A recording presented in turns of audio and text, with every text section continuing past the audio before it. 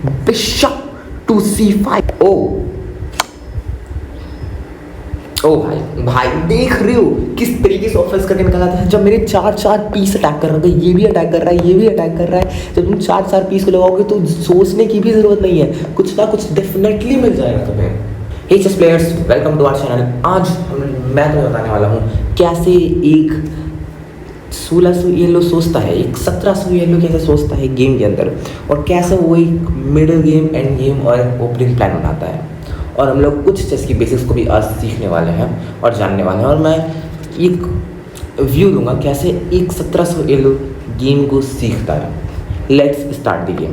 ठीक है, हम लोग के सामने 1715 आया है और हम लोग वाइट पीसेस के साथ हैं। सो सबसे पहली चीज़, ओपनिंग अपनी थोड़ी नॉलेज रखा करो। ओपनिंग की नॉलेज थोड़ी बहुत होनी चाहिए। ओपनिंग वैसे बहुत ज़्यादा हार्ड चीज़ होती है, पर थोड़ी बहुत ओपनिंग की नॉलेज रखना बहुत ज़्यादा ज़रूरी होता है। जैसे मेरे सारा ने E4 खेला, मैंने E5 खेला, मैं इटालियन के लिए जा सकता हूँ, मैं नॉर्मल D4 के लिए जा सकता हूँ, मैं नाइट F3 के लिए, नाइट C3 के लिए जा सकता हूँ, और बहुत सारी ओपनिंग्स के लिए हम लोग जा सकते हैं। स्कॉच भी है, पर नाइट डेवलपमेंट सबसे बेस्ट होता है। इटालियन भी हम लोग खेल सकते हैं, स्कॉच भी खेल सकते हैं, बहुत सारी ओपनिंग खेल सकते हैं। पर किसी एक ओपनिंग में पकड़ ज़्यादा अच्छी रखना बहुत अच्छी बात होती है। और बेसिकली मुझे थोड़ा स्पेनिश हो गया और इटालियन ज़्यादा अच्छी लगती है।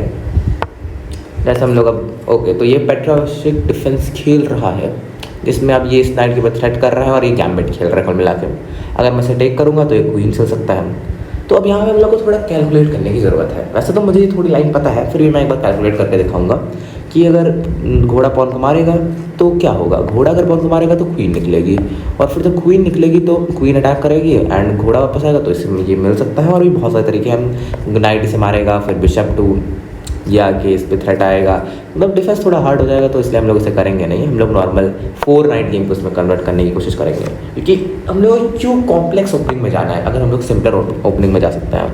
अब ये बिशप को डेवलप कर रहा है अपने गेम में, कोई दिक्कत की बात नहीं है। हम लोग भी अपना बिशप डेवलप करते हैं, चाहे तो हम लोग सेक्रीफाइस भी कर सकते हैं अपने घोड़े को। सॉरी, तो 1 मिनट, हाँ ठीक है। वैसे हम लोग उसका पॉन ले सकते थे। ओके, तो अब यहाँ पे ये करना क्या चाह रहा है, बात ये देख रहे हो। तो 1700 येलो होने के बाद भी ये क्यों ये मूव खेल रहा है मुझे अब तक समझ नहीं आया। क्योंकि बिकॉज अगर मैं इसे लूँगा तो ऐसे मुझे कुछ डिसएडवांटेज नहीं मिलेगा, एंड मैं पॉन से नहीं लूँगा बिकॉज वो पुश कर सकता है। अगर मैं पॉन से अटैक करूँगा तो फिर ये इस वाले पॉन को पुश करके मेरे घोड़े को किक कर सकता है, फिर बहुत ज़्यादा चीज़ें हो जाएंगी। तो you will take simply with the knight, and अगर नाइट टेक करेगा तो pawn take, bishop take this, and this is very good. हम लोग एक पॉन प्लस हो चुका, और एक पॉन भी बहुत ज़्यादा मैटर करता है गेम के अंदर। ओके, नॉर्मल गेम है, तो अब इसने नॉर्मली एक मूव खेला है लाइक दिस, एंड हम लोग अब कैसे कर लेंगे बिकॉज थ्रेड इसका यही था। हम लोगों ने मेन थ्रेड को कट ऑफ कर दिया, और हम लोगों ने अपने इसको भी कैंसिल कर लिया है, किंग को भी आना सेव कर दिया। मगर रुक ये नहीं खेल सकता हूँ मैं, रुक टू E1 नहीं कर सकता हूँ because of bishop to this thread. पर हम लोग क्वीन टू दिस खेल सकते हैं। क्वीन टू दिस खेलने के बाद नाइट पे अटैक आएगा, नाइट भागेगा। ओके, हम लोग घोड़े को भी किक कर सकते हैं चाहे तो। घोड़े को किक करेंगे तो हम लोग को बिशप के डेवलपमेंट का टाइम मिलेगा, तो बहुत सारी चीज़ें मिल सकती हैं। तो हम लोग पहले नाइट किक करेंगे, एंड देन हम लोग उस वाले पॉन को भी ले सकते हैं। अच्छी बात यह है लाइक दिस, अगर हम लोग उस पॉन को ले लें तो कुछ है नहीं इसके पास। अभी बिशप मेरा थ्रेट में है, मुझे पता है, पर बिशप थ्रेट में है तो ऐसा कुछ है नहीं ना। डबल पॉन हो जाएगा, पर मुझे एक पॉन का प्रॉफिट, या फिर मैं नहीं, फिर मेरे ओके। तो अगर ये इसे लेगा तो मेरा नाइट इंडिपेंडेंट हो जाएगा, बात ये हो जाएगी ना। तो हम लोग अभी ये अफोर्ड नहीं कर सकते बिकॉज हम लोग का नाइट इंडिपेंडेंट हो जाएगा। तो मैं देखना है, देखो इसने अभी क्या इस्तेमाल करने की कोशिश करी। इसने मेरे की डिफेंडर को हटाने की कोशिश करी, क्योंकि अगर मैं नाइट से ये करने की कोशिश करूँगा तो इससे ले लेगा, और मुझे डबल पॉन नहीं चाहिए। बात ये हो गई थी।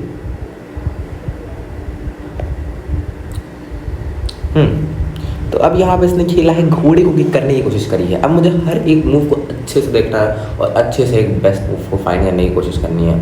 अब अगर हम लोग ये खेलें, मैं यहाँ पे एक मूव करने में सोच रहा हूँ, this is bishop to C5।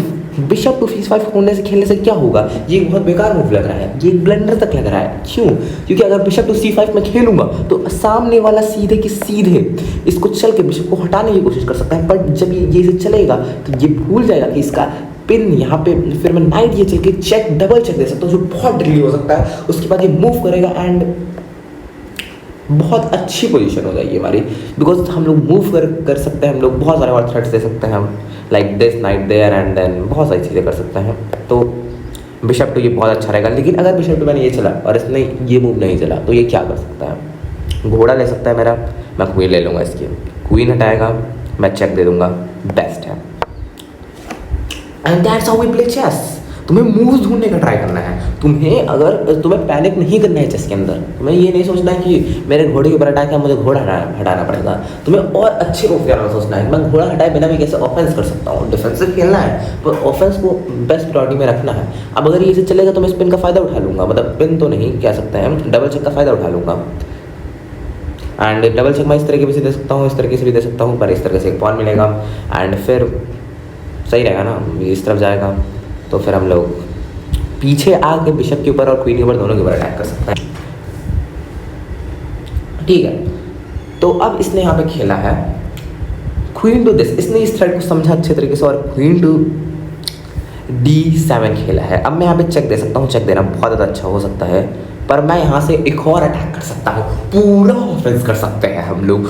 एक घोड़े से इसको मारने के बाद इसके पास ये रहेगा और ऑफेंस की हम लोग मतलब ऑफेंस ही ऑफेंस करेंगे हम लोग बस। Let's see. हम लोग अगर देखो कुछ मूव आगे का सोचना चाहिए, ज़रूर सोचना चाहिए, टाइम चाहिए जितना जाए, मैं टाइम में कम हूँ मुझे पता है। अगर हम लोग नाइट से लेंगे, अगर हम लोग नाइट से लेंगे तो क्वीन टू यहाँ आएगी, क्वीन यहाँ आएगी तो बस क्वीन और कहीं जा ही नहीं सकती है, सिंपल। क्वीन यहाँ आएगी तो क्या क्वीन यहाँ आने का तो हमारे पास कुछ है हमारे पास। हम लोग नाइट टू दिस चल सकते हैं बस by giving a check. I think so हम लोग को ये कर देना चाहिए, बिकॉज हम लोग एक चेक दे पा रहे हैं उसके बाद फिर। और पर फिर मैं अपने इस घोड़े को हटा नहीं सकता हूँ ना, बात ये है, क्योंकि जब मेरा घोड़ा यहाँ जाएगा तो इसको हटाऊंगा तो यहाँ जो मेरा घोड़ा होगा वो कट जाएगा।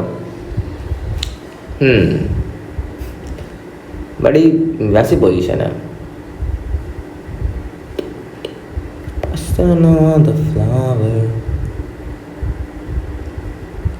चेक दे देना पहले, अगर पहले चेक दे दे तब भी कुछ नहीं होगा, पर हम लोग लेंगे इसे, ठीक है।